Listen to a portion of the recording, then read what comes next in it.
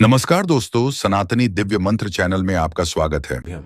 दोस्तों 7 नवंबर 2024 गुरुवार षष्ठी तिथि की रात घर में इस जगह पर जला देना। दो दीपक माता लक्ष्मी जी के आशीर्वाद से जीवन के हर कष्टों से तुरंत मिल जाएगी। आपको मुक्ति, आपकी हर मनोकामना होगी पूरी और दोस्तों खुशियों से भर जाएगा। आपका घर बन जाओगे, आप करोड़पति। क्योंकि दोस्तों इस बार गुरुवार षष्ठी तिथि के दिन बहुत सारे शुभ योगों का निर्माण हो रहा है जो कि कई वर्षों बाद आया है। इसीलिए दोस्तों इस दिन का महत्व बहुत ही ज्यादा बड़ा होता है और इस दिन आप लोगों को यह दो दीपक वाला उपाय जरूर करना चाहिए जो कि पंडित जी ने अपनी अभी की ही कथा में यहां पर बताया हुआ है।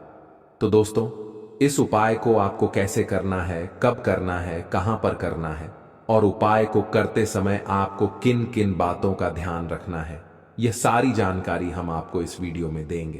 तो चलिए दोस्तों वीडियो में आगे बढ़ते हैं। देखिए यह दिन इतना खास होता है, इतना महत्वपूर्ण होता है, देखा गया है कभी कभी बड़े बड़े पूजा पाठ अनुष्ठान से जो मनोकामना पूर्ण नहीं होती है वह 7 नवंबर 2024 गुरुवार षष्ठी तिथि के दिन एक छोटे से उपाय करने से ही आपकी सभी मनोकामना पूर्ण हो जाती है। और बहुत सारे लोगों ने इस उपाय को किया भी है और उनको इस उपाय को करने का फल भी जरूर मिला है। अगर आप लोग भी इस उपाय को 7 नवंबर 2024 गुरुवार षष्ठी तिथि के दिन करना चाहते हैं तो आप इस उपाय को पहले अच्छे से समझ लेना, सुन लेना, उसके बाद करना। आपको इस उपाय का फल जरूर मिलेगा और इस उपाय को करने से आपके घर में चाहे किसी भी प्रकार की दुख और समस्या क्यों ना चल रही हो, आपको उसका कारण भी नहीं पता है कि भाई यह समस्या किस कारण से चल रही है, उसका कुछ भी कारण हो सकता है, जैसे पितृदोष हो सकता है या किसी भी तरह का मंगल दोष भी हो सकता है और भी बहुत तरह के दोष होते हैं, कुछ भी हो सकता है। पर आपको इस उपाय को करने के लिए अपने दोष को पता लगाने की भी जरूरत नहीं है।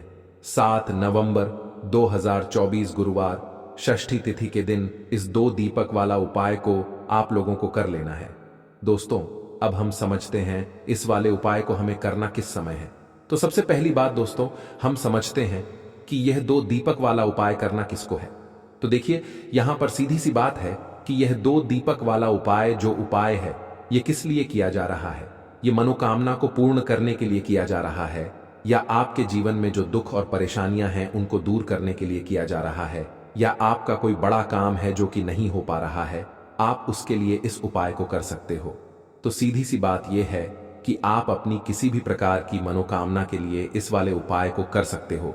तो यह उपाय वह व्यक्ति कर सकता है जिस व्यक्ति को अपनी किसी भी प्रकार की मनोकामना भगवान शिव जी से पूर्ण करवानी हो। और अगर कोई भी माताएं बहनें जो है अपने घर की सुख और शांति के लिए, घर में धन समृद्धि को बढ़ाने के लिए वाला उपाय करना चाहती है तो घर की जो बड़ी माताएं बहनें होंगी वह इस दो दीपक वाला उपाय को विशेष रूप से करें, क्योंकि माताएं बहनें घर की लक्ष्मी होती हैं और जब घर की लक्ष्मी कोई विशेष उपाय करती है तो उसका फल ही बहुत जल्दी मिल जाता है और बहुत बड़ा होकर मिलता है। अन्यथा इस उपाय को कोई भी व्यक्ति कर सकता है, चाहे वह बड़ा हो, चाहे वह छोटा हो, चाहे वह बच्चा हो। जिस व्यक्ति को यह दो दीपक वाला उपाय समझ आ गया वह व्यक्ति इस दो दीपक वाला उपाय को गुरुवार षष्ठी तिथि के दिन जरूर करें, क्योंकि उसको इस उपाय को फल बहुत ही जल्दी मिल जाएगा। क्योंकि 7 नवंबर 2024 गुरुवार षष्ठी तिथि के दिन माता लक्ष्मी जी बहुत आसानी से प्रसन्न हो जाती हैं। तो आइए अब हम समझते हैं कि इस दो दीपक वाला उपाय को आपको करना कैसे है और इस उपाय को करने का जो समय है वह क्या है।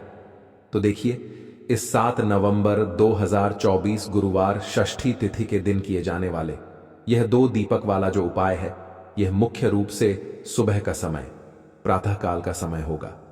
किस समय होगा? सुबह का समय होगा। आपको कोशिश यही करनी है कि सुबह के समय हम इस दो दीपक वाला जो उपाय को कर लें। पर किसी कारणवश अगर आप सुबह को इस उपाय को ना कर पाओ, आपको कहीं काम से जाना हो या किसी और काम की वजह से आप उपाय को ना कर पाओ, तो आपके पास फिर दूसरा मौका रहेगा जो कि शाम के समय का रहेगा, प्रदोष काल का रहेगा। अब भाई प्रदोष काल का समय भी एक बहुत ही लोगों के मन में प्रश्न बन जाता है कि भाई ये समय होता कब है, कितने बजे से लेकर कितने बजे ये समय होता है, ताकि हमें उपाय के लिए जो है करने का समय पता लग जाए। तो हम आपको बता दें प्रदोष काल का जो एक समय होता है, शाम का समय, वह होता है शाम के 6 बजे से लेकर शाम के 7 बजे के बीच का। इस समय के बीच में आप उपाय को करेंगे तो आपको उस उपाय का जरूर फल मिलेगा। तो शाम के 6 बजे से लेकर शाम के 7 बजे के बीच में आप लोग इस 2 दीपक वाला जो उपाय को कर सकते हो। तो भैया, बहुत सारे लोग यहाँ पर यह प्रश्न भी जरूर करेंगे कि भाई, हम तो नौकरी पर जाते हैं, हम अपनी ड्यूटी पर जाते हैं और आने में हमें देर हो जाती है, तो उस जगह पर हमें क्या करना चाहिए? तो देखिए, उन लोगों को भी टेंशन लेने की जरूरत नहीं है।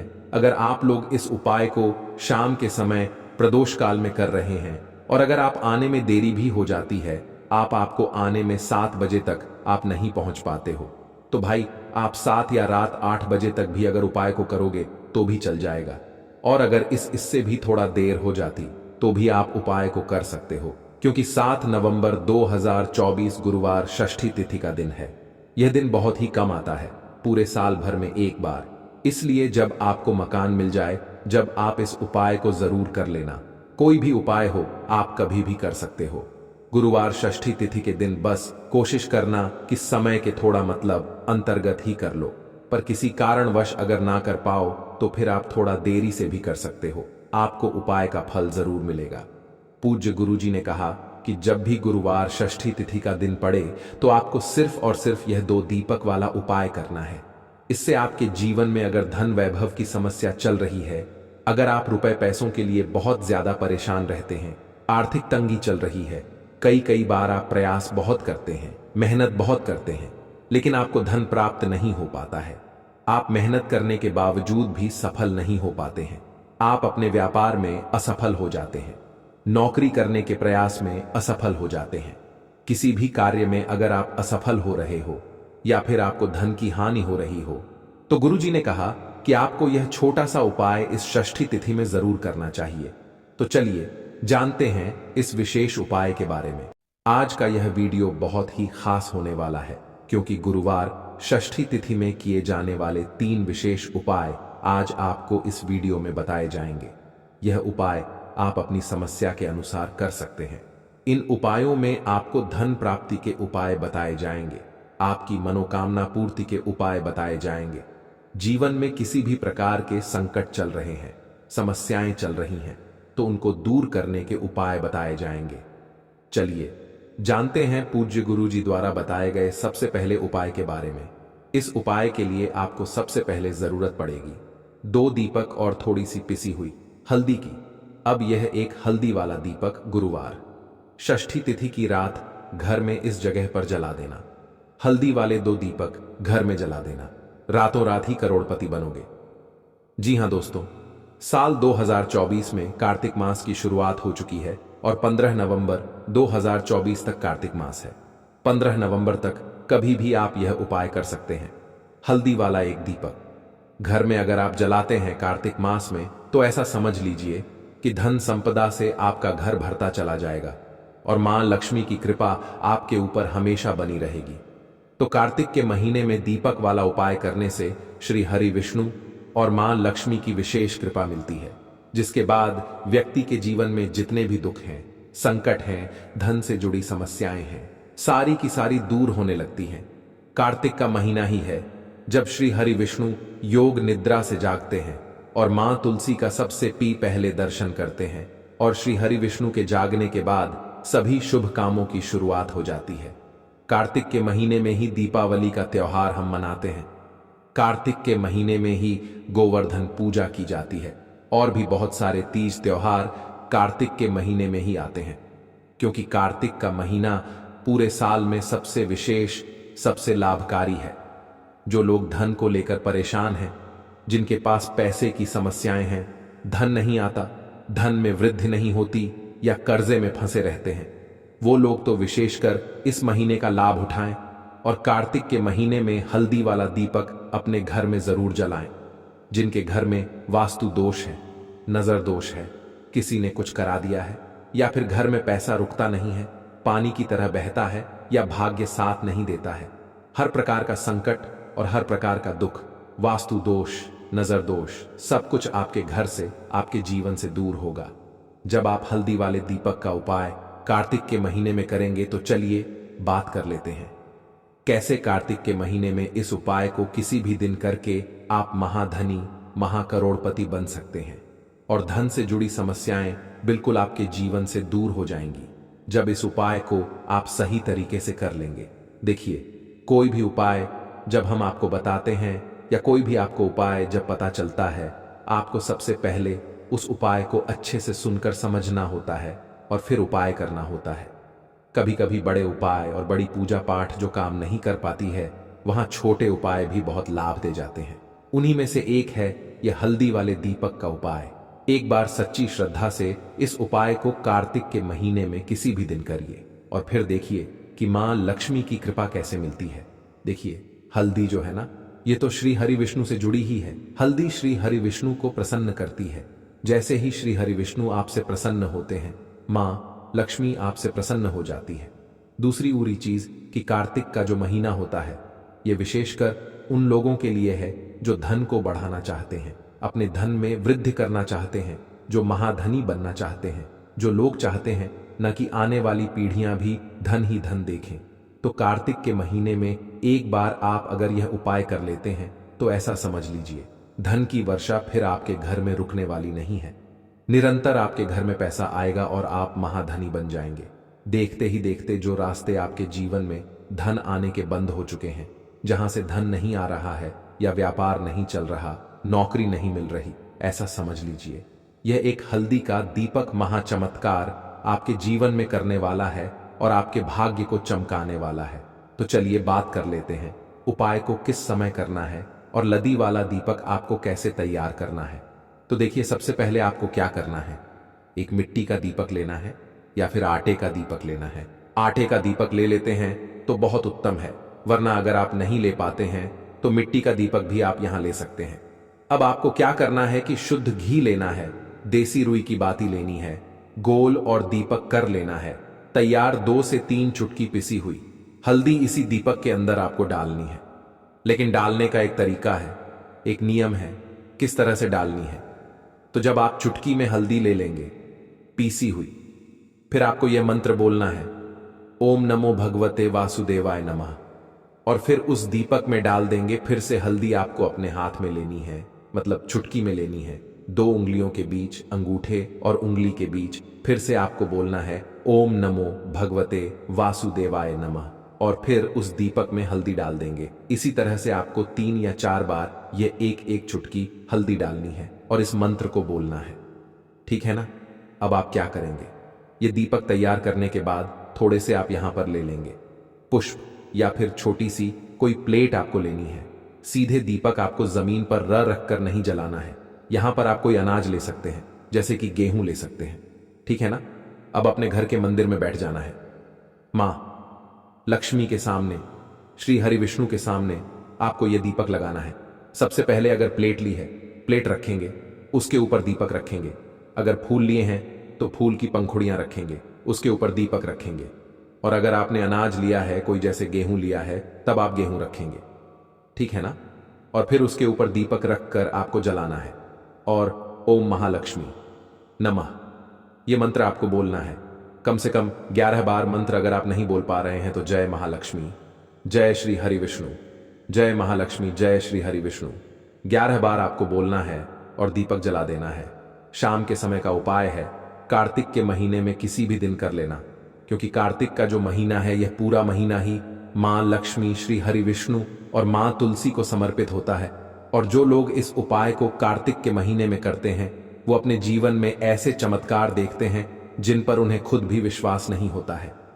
तो जो लोग चाहते हैं करोड़ों में खेलना, महाधनी बनना, महाकरोड़पति बनना चाहते हैं कि धन की निरंतर वर्षा घर में होती रहे और धन में कभी भी कमी ना आए, एक बार सच्ची श्रद्धा से कार्तिक के महीने में उपाय करिए और फिर इसका चमत्कार खुद अपने जीवन में देखिए।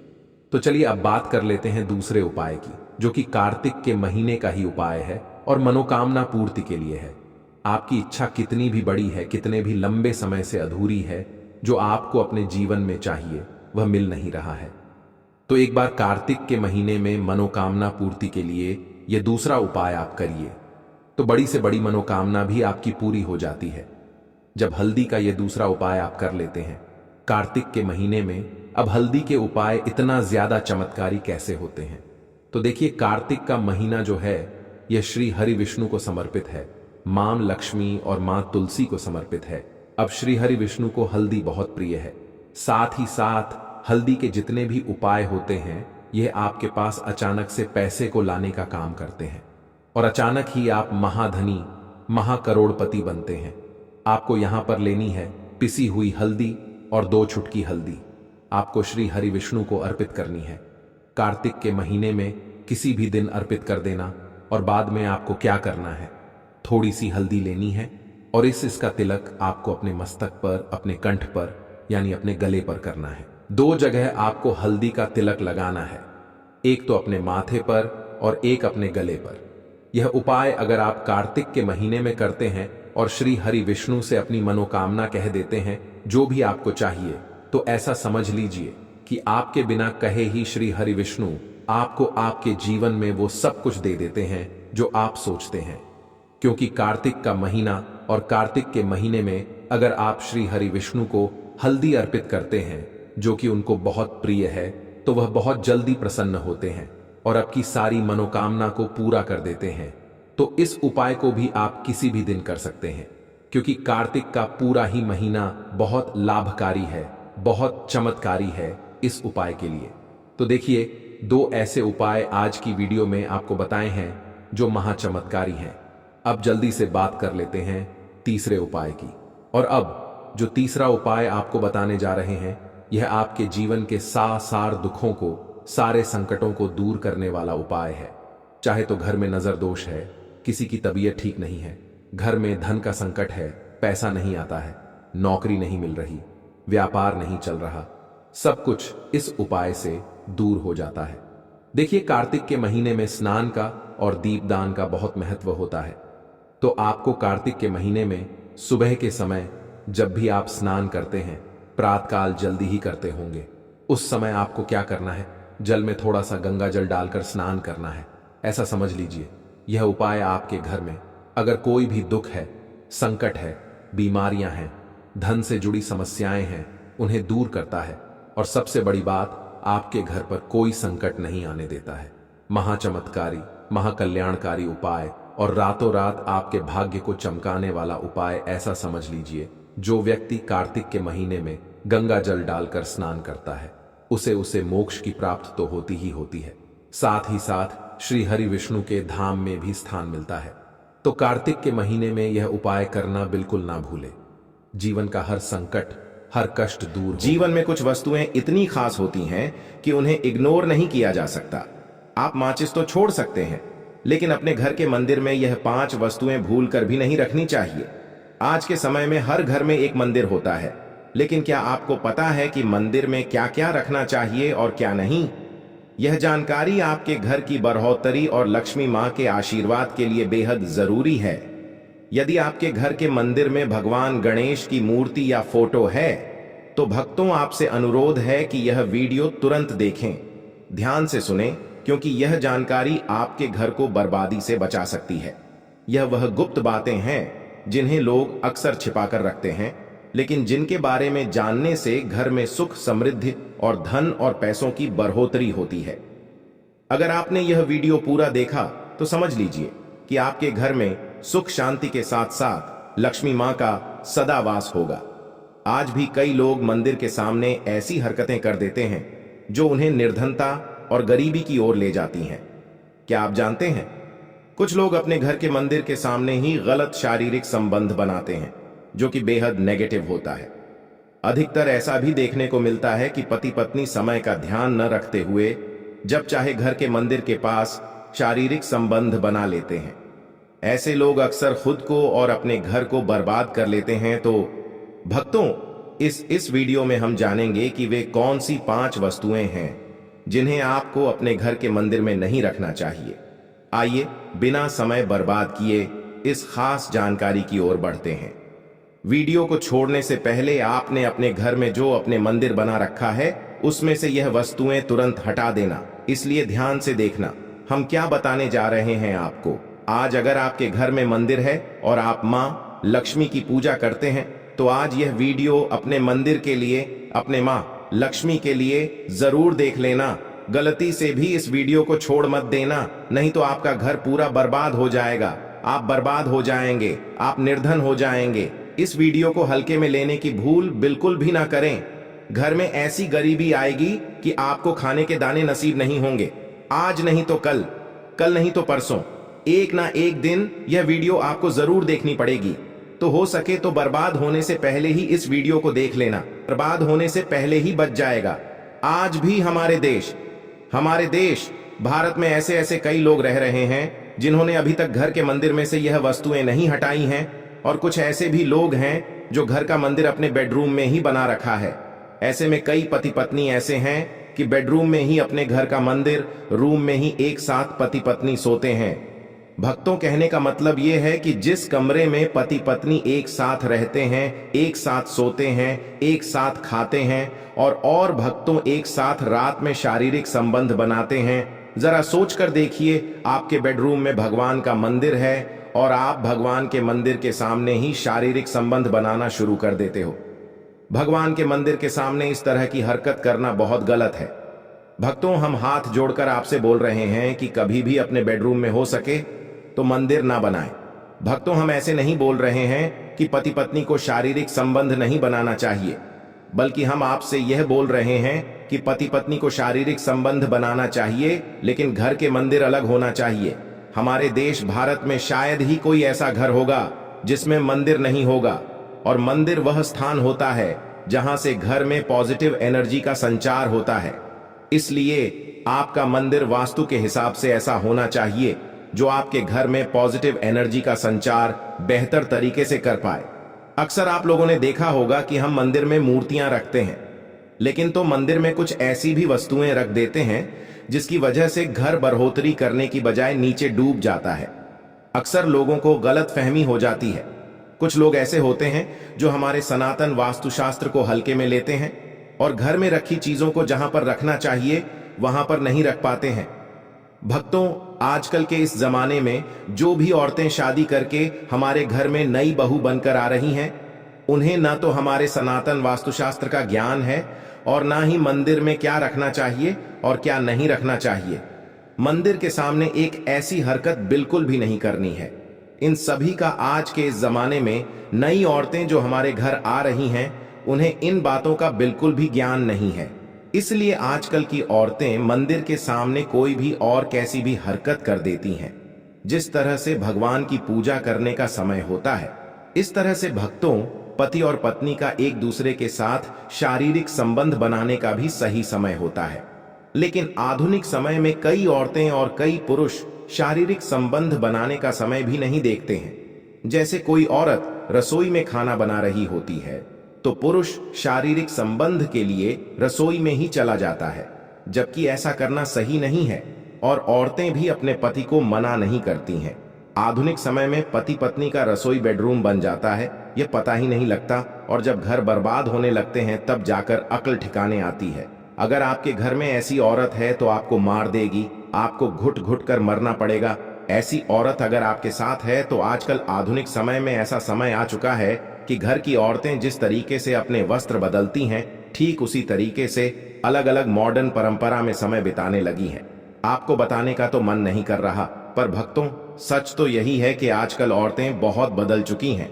इस वीडियो शुरू करने से पहले आपसे निवेदन है कि कमेंट बॉक्स में जय मां लक्ष्मी लिखें। जय जय मां लक्ष्मी। जो भी भक्त इस वीडियो को देख रहे हैं उसके घर में सुख समृद्धि हो, उसके घर में कोई भी परेशानी ना आए और पूरा घर सुख शांति से अपना जीवन यापन करें। अगर तुम में से कोई मां लक्ष्मी को मानता है तो अगर सच में भक्त है तो आप इस वीडियो को लाइक करें और नीचे कमेंट बॉक्स में एक बार मां लक्ष्मी लिख दें। जो भी भक्त कमेंट बॉक्स में मां लक्ष्मी है उसके मन में जो भी मनोकामना है वह पूरी कर दें। भक्तों, मंदिर में यह वस्तुएं रखने का महत्व है। अशुभ धन का नाश होता है और मां लक्ष्मी ऐसे घर का त्याग कर देती हैं। इसी के साथ इस वीडियो में हम जानेंगे उन खास चीजों के बारे में जिनका मंदिर में होना बेहद आवश्यक है। अगर आप घर में सुख समृद्धि और धन की कामना करते हैं तो यह 3 चीजें मंदिर में होना जरूरी है। खुद श्री कृष्ण भगवान ने बताया है कि प्रत्येक व्यक्ति अपने घर में एक छोटा सा मंदिर जरूर बनाता है, जिसके अंदर वह अपने सभी प्रिय देवी देवता तथा उनसे जुड़ी खास वस्तुएं श्रद्धा भाव के साथ रखता है। वह अपने मंदिरों में देवी देवताओं की मूर्तियां, पूजा पाठ का सामान आदि वस्तुएं भी रखते हैं। हमारे सनातन शास्त्रों में मंदिर के अंदर कुछ वस्तुएं रखना जितना लाभदायक होता है, उतना तना ही कुछ चीजों का रखना अमंगल और अशुभ होता है। ये कुछ वस्तुएं ऐसी हैं जिनसे घर में नेगेटिविटी बनी रहती है और लड़ाई झगड़े, गृह क्लैश और नुकसान होता है। भक्तों, आज हम जानेंगे ऐसी ही अशुभ चीजों के बारे में जिन्हें कई लोग जाने अनजाने में घर के मंदिर में रख देते हैं। अगर आपके पास भी ऐसी वस्तुएं रखी हुई हैं तो उन्हें तुरंत वहां से हटाकर किसी दूसरे स्थान पर रख दें, लेकिन मंदिर में भूल से भी ना रखें। लोग ऐसा इसलिए करते हैं क्योंकि उन्हें लगता है कि यह वस्तुएं धार्मिक हैं और इनकी भी पूजा की जानी चाहिए। भक्तों, श्री कृष्ण भगवान कहते हैं कि कलयुग में इंसान कुछ अशुद्ध चीजों को धार्मिक मानकर उनकी पूजा करेगा, जिसे हमारे सनातन शास्त्रों में वर्जित समझा गया है। श्री कृष्ण भगवान ने इसकी भविष्यवाणी पहले ही की थी कि कलयुग में मनुष्य आधारवादी पख और धूप दान करेगा। भक्तों, हमारे देश भारत की परंपरा मिट्टी से जुड़ी हुई है, इसलिए मंदिर में पारंपरिक मिट्टी का दीप जरूर होना चाहिए। अगर आप मिट्टी का दीप नहीं रख सकते हैं तो धातु के दीप का प्रयोग करें। अगर भगवान में आपकी आस्था ज्यादा हो तो आप उपला रखकर गुड़ और प्रयोग गाय माता के शुद्ध देशी घी का धूप भी दे सकते हैं। ऐसा करने से घर में सुख शांति बनी रहती है। दूसरी चीज है स्वास्तिक। घर के मंदिर में यह जरूर होना चाहिए। आप इसे रोली से बना लें, क्योंकि स्वास्तिक आपके घर की शक्ति, सौभाग्य, समृद्धि और शुभता का प्रतीक माना जाता है। यही मुख्य कारण है कि कोई भी शुभ कार्य करने से पहले स्वास्तिक का चिन्ह जरूर बनाया जाता है। तीसरी चीज है कलश। श्री कृष्ण भगवान कहते हैं कि कलश सुख और समृद्धि का प्रतीक है। अपने मंदिर में रोली कुमकुम से स्वास्तिक बनाकर उस पर मंगल कलश जरूर रखें। ऐसा करने से घर में सदैव समृद्धि बनी रहती है, धन बना रहता है और ऐश्वर्य की प्राप्ति होती है। चौथी चीज है शंख। बहुत कम लोग जानते हैं कि शंख की उत्पत्ति समुद्र मंथन के 14 रत्नों के साथ हुई थी। इसी कारण से शंख मां लक्ष्मी को अत्यंत प्रिय है। शंख की ध्वनि से पॉजिटिव एनर्जी का भी संचार होता है, इसलिए मंदिर में शंख जरूर होना चाहिए। शंख के घर में उपस्थिति से मां लक्ष्मी भी प्रसन्न होती हैं और उस घर में कभी भी धन की कमी महसूस नहीं होती। पांचवी चीज है घंटी। मंदिर में घंटी जरूर देखी होगी, क्योंकि घंटी को शुभ माना जाता है। इसलिए जब घर के मंदिर में घंटी की आवाज होती है, वहां का वातावरण शुद्ध और पवित्र बनता है। जिस घर में पूजा के दौरान घंटी बजाई जाती है, उस घर के आसपास की सभी नकारात्मक शक्तियां दूर हो जाती हैं और साथ ही सुख समृद्धि के द्वार खुलने लगते हैं। तो यह हैं वे वस्तुएं जिन्हें घर के मंदिर में जरूर रखना चाहिए। आइए अब जान लेते हैं कि घर के मंदिर में कौन सी वस्तुएं कभी नहीं रखनी चाहिए। सबसे पहली बात, भगवान गणेश की विषम संख्या में मूर्ति। घर में कभी भी भगवान गणेश की मूर्ति 3 अथवा 5 ऐसी विषम संख्या में ना रखें। अपने मंदिर में भगवान गणेश की केवल 2 मूर्तियां रखें, इसे शुभ माना जाता है। अगर आप अपने मंगल की कामना करते हैं तो भगवान गणेश की मूर्ति मुख्य द्वार पर अंदर की तरफ मुख करके लगा लें। कई लोग यह गलती करते हैं कि मुख्य द्वार पर भगवान गणेश की मूर्ति बाहर की ओर मुंह करके लगा देते हैं, जिससे उन्हें काफी दुखों का सामना करना पड़ता है। आप चाहें तो मुख्य द्वार के दोनों ओर भगवान गणेश की मूर्ति लगा दें या फिर मुख्य द्वार के अंदर की ओर लगाएं, लेकिन खाली बाहर की ओर कभी भी नहीं लगानी चाहिए। दूसरी चीज, टूटे हुए चावल। अपने मंदिर में कभी भी टूटे हुए चावल ना रखें। इसके साथ ही पुराने चढ़ाए हुए चावल अधिक समय तक ना रखें, यह नकारात्मक ऊर्जा फैलाते हैं। यह बात भी ध्यान रहे कि आप मंदिर में रखने वाले चावलों का इस्तेमाल हल्दी में भिगोकर ही करें, अधिक शुभ परिणाम मिलेंगे। तीसरी चीज है पूर्वजों की फोटो। अगर आपके घर के मंदिर में अपने पूर्वजों की फोटो रखी हुई है तो उसे तुरंत वहां से हटा दें, क्योंकि हमारे सनातन वास्तुशास्त्र में मंदिर में मृत परिजनों की तस्वीरें रखना अशुभ माना जाता है। इससे अशुभ परिणाम प्राप्त होते हैं।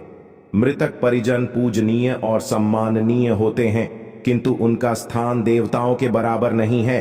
मृत परिजनों की फोटो मंदिर के वातावरण को भी नकारात्मक बना देती है, जिसका अशुभ परिणाम हमें भुगतना पड़ता है।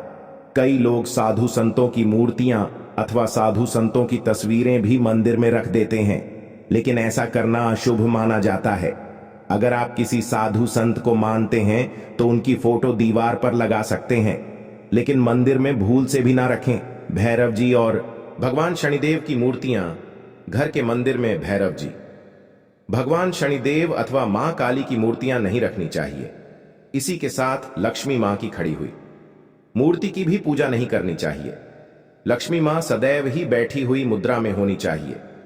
इस तरह से हमें मंदिर में इन मूर्तियों को नहीं रखना चाहिए। भक्तों, आइए अब जानते हैं उन खास वस्तुओं के बारे में जो आपके मंदिर में जरूर होनी चाहिए। इन चीजों की मंदिर में होने से घर में धन की वर्षा होती है। मां लक्ष्मी स्थायी रूप से घर में वास करती हैं। तो पहली चीज है गंगा जल। हमारे सनातन शास्त्रों में जल को अत्यंत पवित्र समझा गया है, इसीलिए मंदिर में गंगा जल का होना अत्यंत आवश्यक है। गंगा नदी सभी पापों को नष्ट करने वाली तथा सभी व्याधियों का नाश करने वाली है। इसीलिए अगर आपके मंदिर में एक तांबे के छोटे से लोटे में गंगा जल भरकर रखते हैं तो इससे आपके मंदिर की शुद्धता बनी रहेगी और आपको आपकी पूजा का संपूर्ण फल प्राप्त होगा। दूसरी चीज है कलश। हमारे सनातन शास्त्रों में कलश को पूर्णता का प्रतीक समझा गया है। चाहे वह सत्यनारायण की पूजा हो, दिवाली हो, नवरात्रि का पर्व हो या फिर किसी भी तरह का उत्सव हो तथा मांगलिक कार्य हो, कलश की स्थापना किए बिना सब कुछ अधूरा माना जाता है। पूजा में कलश का प्रयोग देवताओं का आह्वान करने के लिए किया जाता है। भगवान के सामने तांबे के कलश में जल भरकर रखना इतना शुभ होता है कि हम अपनी रोज की पूजा करते समय भगवान के सामने तांबे के कलश में जल भरकर रखें तो उसका चमत्कारी प्रभाव हमें जरूर देखने को मिलता है। इसीलिए मुख्य रूप से तांबे के कलश का प्रयोग करें। पूजा में अगर किसी सामग्री की कमी रह जाए तो परेशान ना हो या पूजा बीच में ना छोड़े। ऐसे में भगवान को चावल और पुष्प चढ़ाए और मन में ही उस चीज का ध्यान करें। प्लास्टिक की बोतल में या किसी भी अपवित्र धातु के बर्तन में जल कभी भी नहीं रखना चाहिए। अपवित्र धातु जैसे एल्यूमिनियम और लोहे से बने बर्तन में गंगा जल नहीं रखना चाहिए। तांबे के बर्तन में रखना शुभ रहता है। केतकी का पुष्प शिवलिंग पर अर्पित नहीं करना चाहिए। किसी भी पूजा में मनोकामना की सफलता के लिए दक्षिणा जरूर चढ़ा चाहिए। मां लक्ष्मी को खास रूप से कमल का पुष्प अर्पित किया जाना चाहिए और अगर आप यह शुक्रवार के दिन करते हैं तो कई गुना लाभ मिलता है। इस पुष्प को 5 दिनों तक जल छिड़क कर पुनः चढ़ा सकते हैं। हमेशा इस बात का ध्यान रखें कि कभी भी दीप से दीप नहीं जलाना चाहिए। हमारे सनातन शास्त्रों के अनुसार जो व्यक्ति दीप से दीप जलाते हैं वह रोगी होते हैं। घर के मंदिर में सुबह और शाम को दीप जरूर लगाएं। एक दीप प्रयोग गाय माता के शुद्ध देशी घी का और एक दीप तेल का जलाना चाहिए। पूजा में दीप सही जगह रखना चाहिए। प्रयोग गाय माता के शुद्ध देशी घी का दीप हमेशा दाईं तरफ और तेल का दीप हमेशा बाईं तरफ रखें। जल, पात्र, धूप, दान जैसी वस्तुएं हमेशा बाईं तरफ रखनी चाहिए।